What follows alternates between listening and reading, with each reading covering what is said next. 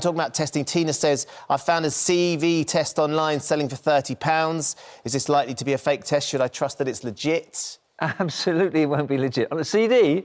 A CV. COVID. No, it won't be. Any private tests won't have a CE mark, they won't be valid and they're not reliable. Don't bother. Save your money. Ignore that, Tina. Don't do that. We've obviously been talking about antigen testing, Dr H, antibody testing, whether any of us who've been in self-isolation and emerged might have had COVID.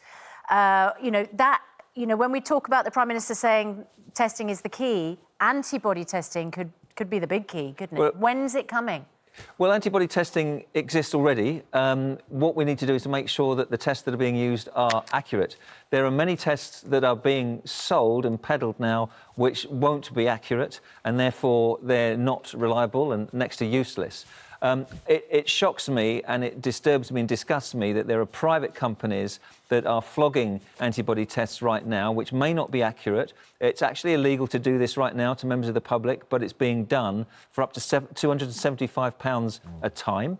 And others selling it in aesthetic outlets for less money than that, but it should be available to healthcare professionals if it's accurate and it works. But these devices have to be assessed by people like MHRA, who are understaffed at the best of times and can't possibly get round to testing all these devices and test very quickly. It's slow and it's laborious, and we need more people to do it.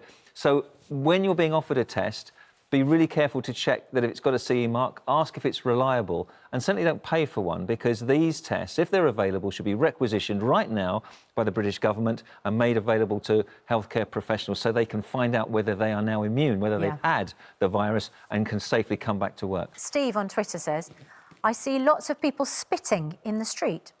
Surely this can't be helping to contain the spread of the virus. Now, Dr Hilary, when I went out walking the other day, a runner ran past me and coughed and then spat. Yeah. It's normal for runners to do that in normal situations. It's not particularly pleasant. No. Surely, right now, it's spreading the virus.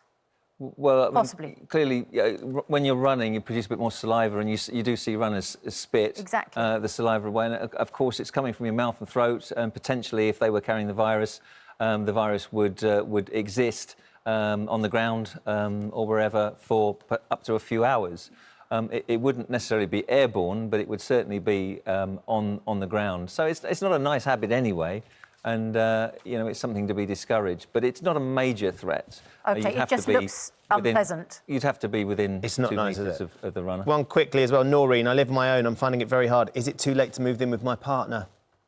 Yeah, do you know, it really is. We're being told to stay at home, and it means stay at home, and it means not mixing with other households. If people are travelling between households, they're increasing the risk of transmitting the virus to other people and other people to themselves. So, look, we're talking about a temporary period. This is a national emergency. This is a crisis where lots of people are dying. We have to take it seriously, and hard though it is, you might, love your partner to bits, but actually moving between households is not a great idea right now for anybody. There is one question, of course, that Julie will say, Hilary, if I can ask this to you. We're supposed to stay inside, stay safe, prevent the spread. How is it safe to pick fruit and vegetables outside? Travel to a site. And to travel. Can you just explain how that might work, Hills? Well, if there's a local farm near you and you can walk there, you will be physically distanced from other people by 2 metres. You can do that.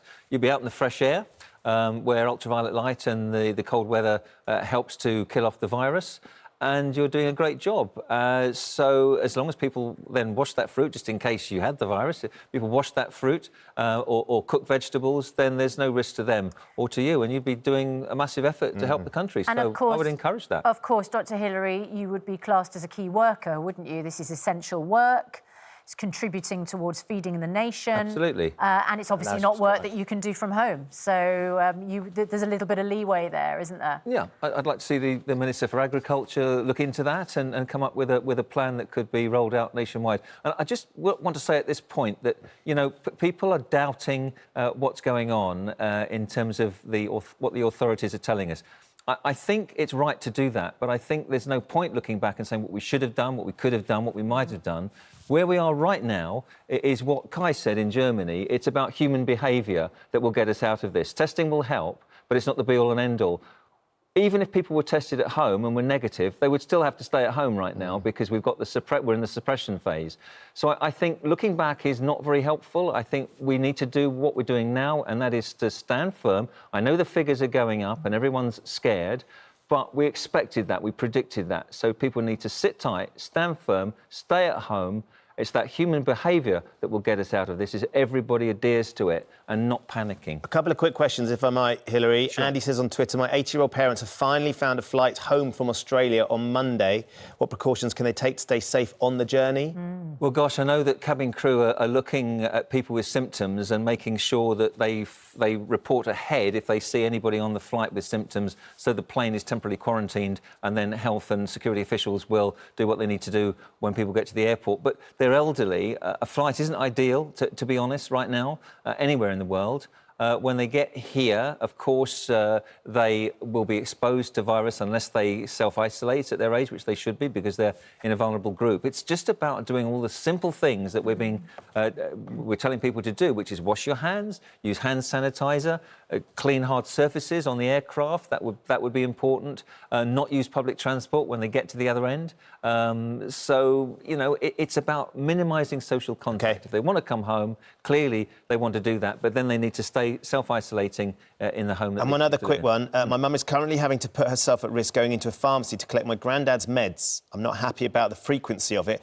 Can GPs prescribe 12-week worth of meds for the vulnerable? They don't normally, but they could do. It depends on stock and what pharmacies are being asked to do. I think it is These are possible. exceptional circumstances. These are aren't they? exceptional circumstances, but of course, if everybody did that, we might have a shortage of supply of certain things for some people. So I think pharmacists will make decisions based on what is practical.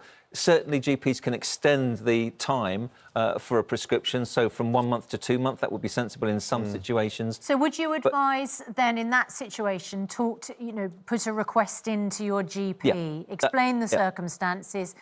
You don't want an elderly parent going out too often. No, that's absolutely right. Or a grandparent. But even better than that, much more practical, ask your pharmacy if they're doing deliveries. Many are, off their own back. They're doing this. They're providing a free service to deliver medicines to the vulnerable and elderly, knowing that they shouldn't be coming out to the pharmacy. Yeah.